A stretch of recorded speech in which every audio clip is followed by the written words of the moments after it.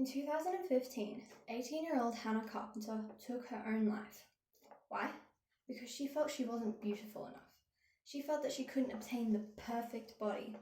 Despite her family and friends' reassurances, she just couldn't accept it and took her own life.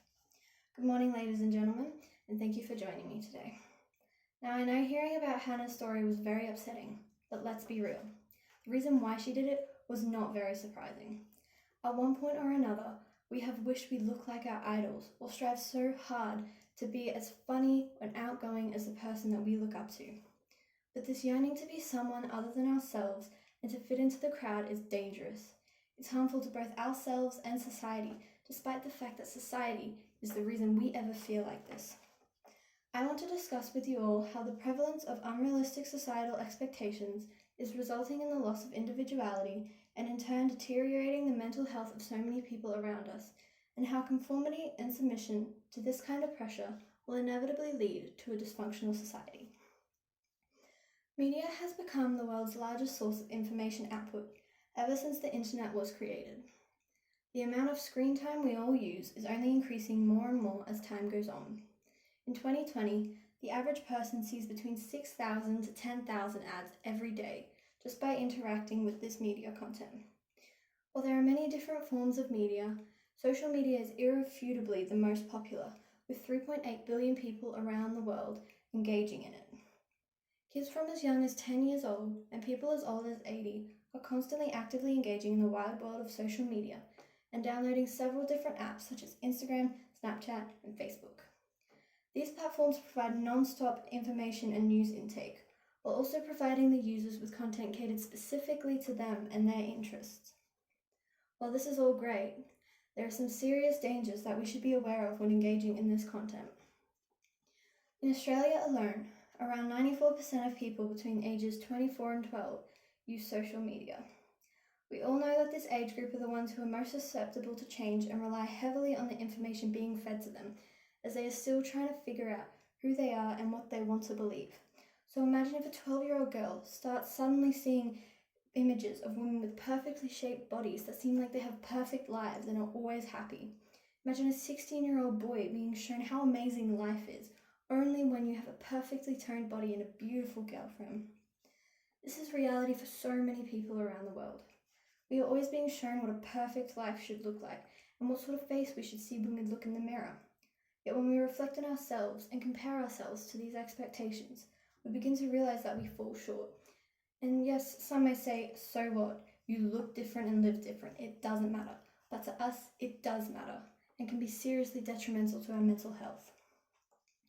When we feel like we have less or look worse than someone else, we begin to feel inferiority.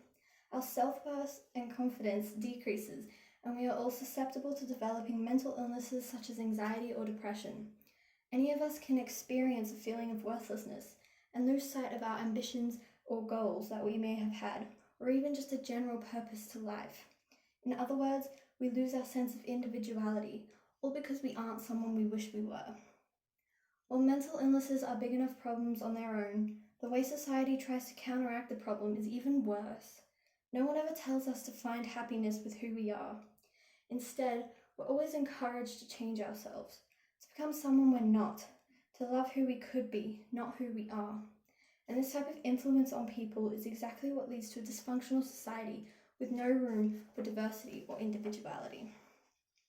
The fictional series The Uglies by Scott Westerfeld is a dystopian-themed series which explores the pressure young people feel to live like others and live up to the expectations of others.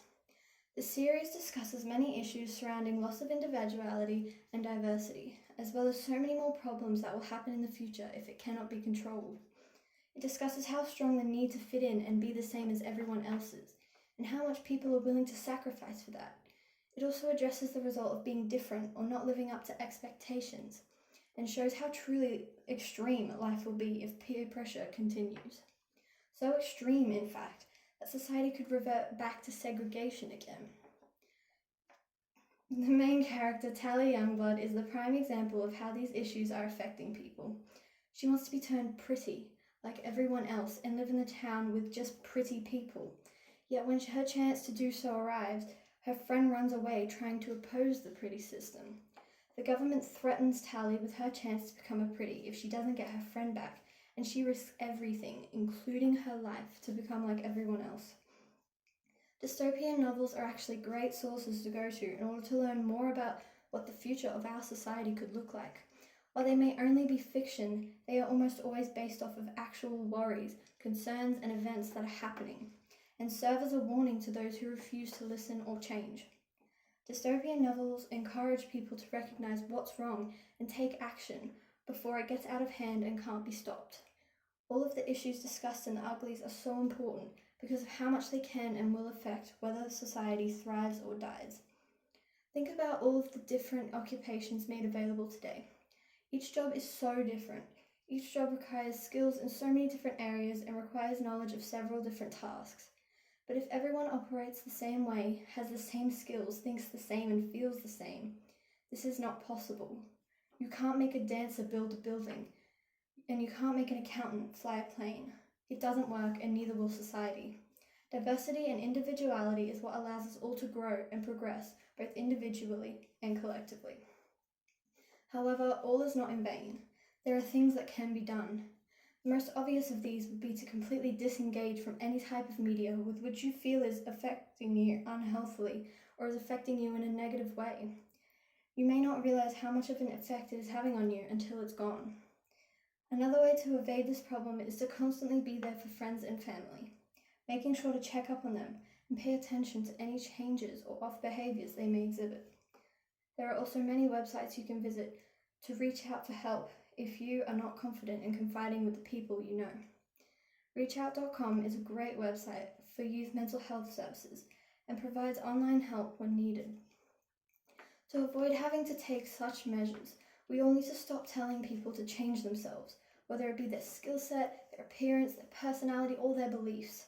We need to start embracing the difference so that we can work together towards a strong society with healthy-minded people who are unaffected by the imperfections in life. Only through this positive reinforcement will we be truly able to move forward. Thank you.